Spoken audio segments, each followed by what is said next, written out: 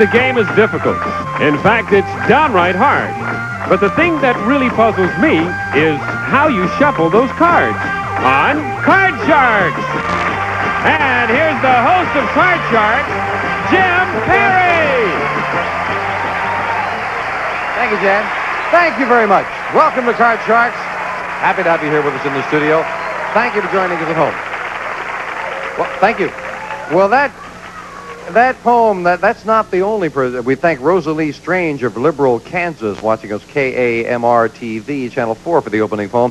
A lot of people have asked us about that. I've been mentioning for the last couple of days that because people have asked us over the last couple of years how we shuffle those giant cards, we decided to take a few seconds here to show you how we're able to handle those monstrous decks of cards. First, I'd like you to meet the fellow who actually does the shuffling. He's our head prop man standing over there. Please welcome, would you, Mr. Michael Holt. Well, now you know how he got the job, all right? Actually, there's so much curiosity about the cards that we turned our cameras on Mike this morning while he was doing his thing. So here in the studio, watch the monitors. You'll see exactly how it's done. Okay? Now, there's Mike. He's already counted the deck. He and the NBC watchdogs have to check every deck to make sure it's complete and contains 52 different cards. And then he works this specially designed shuffling table that enables him to mix the deck at random. He does this for about a minute, and it's always under the scrutiny of the NBC compliance and practices people. Then the deck, incidentally, weighs about 25 pounds. You can see he's going to give it a cut right there when he's all done, after shuffling for about a minute. Deck weighs 25 pounds. They measure 2 feet by 1 feet, or by 1 foot, I should say. Now, then the deck is sealed, and it is signed by the CMP person. It's dated and locked up until we go on the air. And when we're ready to play, the seal is broken, and the cards are cut in front of our studio audience. And that's exactly how we do it. And for those of you who wanted to know, you got it. Okay? Now we're going to open up the board and get to a deck of those cards we were talking about. Go ahead. Janice and Lois, if you will, start loading in the cards, and we'll meet our card sharks. Here comes Irene Snyder, our champion. Hi, Irene. Good to see you again. Good to be here, Jim. Did you know how we did that all this time? No, I had wondered, too. I was one of those who had been wondering whether you shuffled them and how you did it. Yeah, then you came out I here. I pictured somebody with an enormous big hand standing there going crunch like that. Well, see, you were right. He's got these but he only had strange one hands. hand. You can't shuffle cards with one hand. Tell us again about Irene Snyder. Well, my name is Irene Snyder, and I come out here from Michigan specifically to be on your show. And my one claim to fame is that I can recite the alphabet backwards, and I think that's quite an accomplishment. You can recite the alphabet backwards? Backwards, yes, sir. All right. We'll put you on the spot. Go ahead and do it. ZYXWV UTSRQP OLM OLMNOP IHGFEDCBA. You got the M and the N mixed, I think, Irene, but not bad. I couldn't do it at all. I'll tell you one thing Irene does very well. We talked about cracking open the deck of cards and then cutting them. Irene gives them a pretty good cut, then plays them well. One crack of the money, she's won $4,150 in cash. Good champion. Our challenger, Cynthia Shelton. Hi, Cynthia. Hello. Nice to see you again. Hi. And again, a little reminder about you. My name is Cynthia Shelton, and I'm a teacher at Curtis Junior High in Carson. And I live in Long Beach, and I'm presently enrolled in Long Beach State College. I got that all messed up. And I'm studying business. It's just like mixing up the M and the N and the alphabet. Right. Cynthia. That's what did it to me. So you are teaching and also doing some studying as well? Yes, I'm going to school to get my master's in business administration, is what I'm trying to say. Wow. With my and you said it so well. See, that when you got it out there. Now, you both cut the cards at the beginning of your match. Yeah, right. Then we will pick up where we left off. Good luck to both of you. We played the best 2 games out of 3. As we left off, Irene, the champion, won game number 1. And looking at the board, we are ready to start game number 2. Starts with a question to you, Irene. Irene, our man on the street, went to a small city in Japan where he asked 100 Japanese boys, have your parents ever left you with a babysitter? How many Japanese boys have been left with a babysitter? I don't talk Japanese very well, and I have never been to Japan. That's funny. When you're reciting the alphabet, it sounded like Japanese. It sounded like Japanese, didn't it? Actually, it was Greek. That number is going to be about 15. 15 out of 100 Japanese boys have been left with a babysitter. I really know nothing about the Japanese customs in terms of whether they go out, but it seems to me everybody would have to go out. I can't imagine Japanese people not leaving their children at some point with a babysitter, so I'm going to say it's higher. You say higher. If Yeah. it's higher, you'll play your cards. Absolutely. If not, Irene plays hers. The actual number of Japanese boys who've been left with a babysitter is 0, not 1. They don't do it, evidently. And Irene gets a first look at her cards, starting with a jack. Jack. That's all right. I'll go lower. Gonna play the jack lower. A 2. Higher, Jim. Higher than a 2. A king. Lower than the king. A 9. Three. And we move over the freeze bar, protecting that position. And right away, the champion needs 1 card for another crack at the big money. Oh, Cynthia? Yes. We asked 100 married men. Yes. If you could afford to have a mistress, would you want one? How many married men said if they could afford to have a mistress, they'd want one? Married men would, I think many of them at some point, like to have an experience outside of their marriage. So, and I think it maybe afford is the key word. If they could afford it in terms of the psychology, and I'm going for not only the financial, but I would say the number is 56. 56 out of 100 married men Yeah. said if they could afford to have a mistress, they'd want one. if they wanted a mistress, if a married man wanted a mistress badly enough, he'd find a rich one and she'd pay the bills, and he wouldn't have to worry about whether he could afford it, right? Good thinking. And many of them do. That number's going to be lower. Jim. Lower than that. Lower. The actual number of married men who said if they could afford to have a mistress, they would want one is 31. You're right, Irene. It's lower. Irene, we left off with a 9. That 9, I don't like Winning that the 9. question, you have the right to change it. Oh, another 9. Oh, I said to change it, Jim. You didn't do it. Come on, get with it. Gamble lower. Lower. If this is lower, Irene goes for the big money. It is. Irene wins the championship. Well, Cynthia, come up against a tough champion. Good luck with the studies. Thank you for joining us. Cynthia Sheldon. Irene, come on down here. Irene Snyder adds another $200, and she goes for a lot more right after this commercial break. There you go. Back with our champion, Irene Snyder. Gave him a good cut. Oh, I sure did. Thin to win again. Okay, let's get up there and play those money cards. Come on, Irene. A lot of encouragement from our audience. That's nice. It's nice to have people rooting for you, and I know everyone at home is rooting for you right now as we give you 3 cards, $200 on that level. Up to the second level, another 3 cards. You bet them as you will. Another $200. $50 minimum bets, and of course the big bet, you must risk at least half. Right. Good luck. Thank you. Here's $200. And you can change the base card on each level if you need to. Thank you, Lois. We'll start Irene with 200 and a 2. Oh, all of it higher, Jim. All of it, $200 that this card is higher than a 2. Yes. That's You're not an 8. good. You're in the middle. $50 higher. $50 minimum bet. Higher than an 8. Oh. Oh. Down to $350 with a It's your 7. money, not mine. $50 higher. I'm still going Well, we higher. hope it's going to be your money. I hope you're going to get a lot of it. $50 higher? That's higher. All right. So you got $400 out of that level, and another $200 as we move the 6 up. Do you want the 6? I beg your right. pardon, the queen. Half of it lower. $300. Lower than a queen. Yes. All right. $900. I don't like that and a 9. Let's make that $50 lower than the 9. $50. Lower than a 9. Right again. Hey! You're inching along with some bad Another cards, but doing very 50. well. I think it's about time for a high card. $50 higher. I hope you're right. $50 higher than an 8. She's right Hey, again. All right. All right.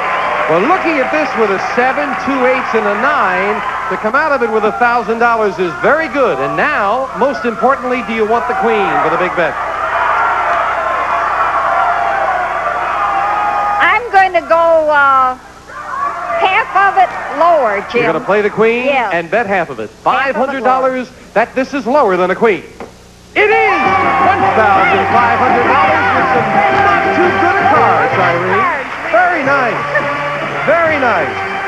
You didn't get carried away. You stayed down with those big cards, with the bad cards. That was nice. And Irene Snyder with some very astute betting has $5,750 in cash. We'll be right back right after this. Good job. Hey, Irene, Janice deals out 2 brand new decks of cards, and here comes that next challenger on Card Sharks. Jackie Jacobs. Hi, Jackie. Nice to have you here. That's definitely not a fellow, Irene. No, I don't think so. I think you're right, Jim. Jackie, what would you tell us about you? My name is Jackie Jacobs, and I live in San Diego, where I just got hired on as a deputy sheriff.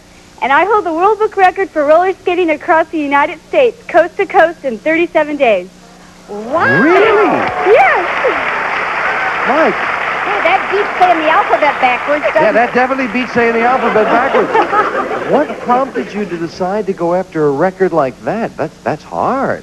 Well, I think it's an adventurous thing to do, and I also did it for a charity. I helped raise $15,000, over 15, for the mentally retarded. Oh, that's very nice. That's the best part. And you've got the record.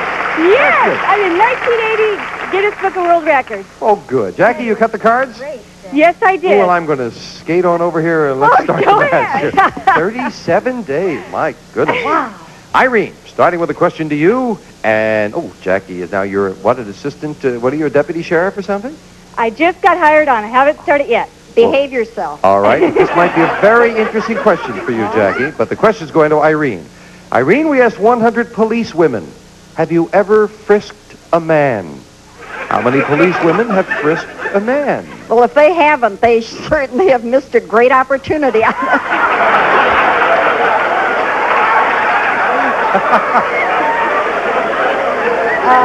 However, I'm going to say that should be probably about 45. 45 out of 100 police women have frisked a man. Jackie, first of all, did they teach you any of that when you were studying? No, they haven't. But when I get hired on, I'm going to go to the women's facility, a jail. And so I think that they put the women with the women and the men with the men. I'm going to say it's lower. Oh, I see. Interesting. The actual number of police women who have frisked a man is 85. Not lower, it's higher. Make it good, Jim. I think Make if it they good. come upon them in the street, you can't very well say, let's get a girl to do that or a fellow. So Make it Irene good. starts Make off it good. with a queen. Queen. That's all right. Lower, Jim. Lower than a queen. Lower. No winner. Jackie gets a free chance to play a 7. I'll try higher. Higher than the 7, a jack. I'll go lower. Risking it lower, a 9. Please. Jackie comes out on top of that exchange. And the question goes to you, Jackie. Jackie, we asked 100 marriage counselors. Generally speaking, can a man have a happy marriage even if he puts his career before his wife and family? How many marriage counselors said a man can have a happy marriage even if he puts his career first? If he's putting his career first, I don't think he's giving enough time to the family. I think the marriage counselors will say about 30 could. 30 out of 100 marriage counselors said yes, that's possible. Irene, what do you think? I've known a lot of men who have made a career out of marriage. And in that case, their career is their marriage. One right after the other, 3, 4, 5, 6. I think the question was, do they think they can have a happy marriage How if many their career marriage is counselors first? said a man can have a happy marriage even if he puts his career ahead of his family? Certainly they can. I think it's going to be higher than that. Higher than that. The actual number of marriage counselors who said a man can have a happy marriage even if he puts his career first is 48. He can indeed. Irene, you've got it. And Irene, you're looking at a queen. I'm going to go lower, Jim. Lower than the queen. A 3. Higher. Risking it higher. Oh, no! A good card fails the champion again and again, I'll try Jackie, with a lower. free chance. Lower than the 9. And ace is out. This time she couldn't take advantage of it. And we will fill in the spaces and get to question 3 in a moment after we take time out for this. Okay. Irene with a queen, looking at 4 cards as she needs. Jackie with a 9 as she's moved over, needs only 2. We pick up with question 3. Question to you, Irene, and I've got to tell you this. When we load this in, see, we're explaining how everything works today. When we load this in, there are 14 spaces here for questions because we generally use 10, 11 questions a day. So the ones down at the end, they don't get asked. They're usually the ones that our producer and the staff feel in some way the audience really wouldn't be interested in. It's just not an interesting question. This question has been sitting for 2 years at the end. It has never come up. It is the worst, dullest question we've ever asked. Throw it away. So we moved it out to ask it just because it's the worst, dullest question. Thanks a lot. Okay. I'll Here do it something comes. for you someday. Questions for you, Irene. We asked 100 dog owners the immortal question, is your dog named Spot? Oh, as if. Now you know why it hung down at the bottom, friends. How many dog owners, Irene, said their dog is named Spot? Whoever wrote that question, their name is Spot. They're a dirty dog in my estimation. Oh. Would you like us to fire them, Irene? Please do. She would. You should have done it before they wrote that question. How many dog owners said their dog's name is Spot? 14. 14. Jackie, higher or lower? I've got to go lower. There are so many neat names you can name a dog. Why would you name it Spot? Lower. Lower than that. What name would you pick? I don't know. Rover. Fido, Rover, that's right. another one. The actual number of dog owners whose dog is named Spot is 2. It's lower, but 2 of them were named Spot. Jackie, you got it up. Take that 9. Now she can get rid of the 9, winning the question a Jack. I'll go lower. Lower than a Jack. A 5. I'll go higher. For the first game of the match, higher. Yes! Jackie wins game 1.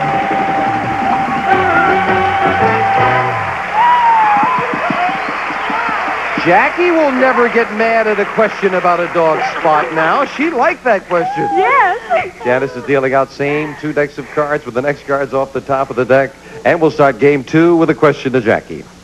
Jackie, we found 100 women who have been divorced 3 or more times. And we asked them, was one of your husband's named Spot? No. Sorry, it wasn't no. Women who have been divorced 3 or more times, we asked them, during a tender moment, have you ever accidentally called a new husband by an ex-husband's name? How many divorced women said during a tender moment they have called a new husband by an ex-husband's name? Well, I can only think back to my experience. I haven't been married and divorced 3 times, but I've had people that were important to me that aren't important, that I'm not involved with now. And it's so embarrassing when you do that, though. It's got to be about 78. 78, you think it happens, huh? People do that. Irene? I have been married, I have been divorced, and I have been remarried, and in order to avoid this problem, my husband always puts adhesive tape across my mouth. So I can't do that. I'd say the number is much lower. Lower than Yes. that. Well, you can have tender moments any way you like. And Jackie says 78. Irene, with the tape over her mouth, says lower. The actual number of divorced women who have called a new husband by an ex-husband's name is 39. It is lower. Irene's got it. Hey, all right. Pretty high number, though, 39. Irene, you've got a 4. That's good. Higher. Higher than a 4. A king. Lower, Jim. Lower than a king. A 10. 3. And now Irene takes a 2-card advantage, and question 2 goes to you, Irene. And Irene, we asked 100 third-grade girls, would you like your dad to come along on your first date? How many third-grade girls would like Daddy to come along on the first date? A third-grade girl have their daddy go along? Oh, wow. It depends on how macho the daddy is. I'd say that would have to be about 12. 12 would like Daddy to come along, Jackie. Even at 3rd grade, I had a lot of fantasies, and a lot of them involved boys. But I never imagined my dad with me. I'm going to go lower. Lower than that. The actual number of third-grade girls who would like Daddy to come along on the first date is 44. Not lower. 44. They're a little nervous about that. And Irene, you've got a 10. Let's deep 6 that 10. Deep 6 the 10. And the 10 becomes a 5. Higher. Higher than the 5. An 8. Freeze. And we move over the freeze bar. Irene needs just 1 card. Jackie has yet to turn over a card. We'll be right back right after this.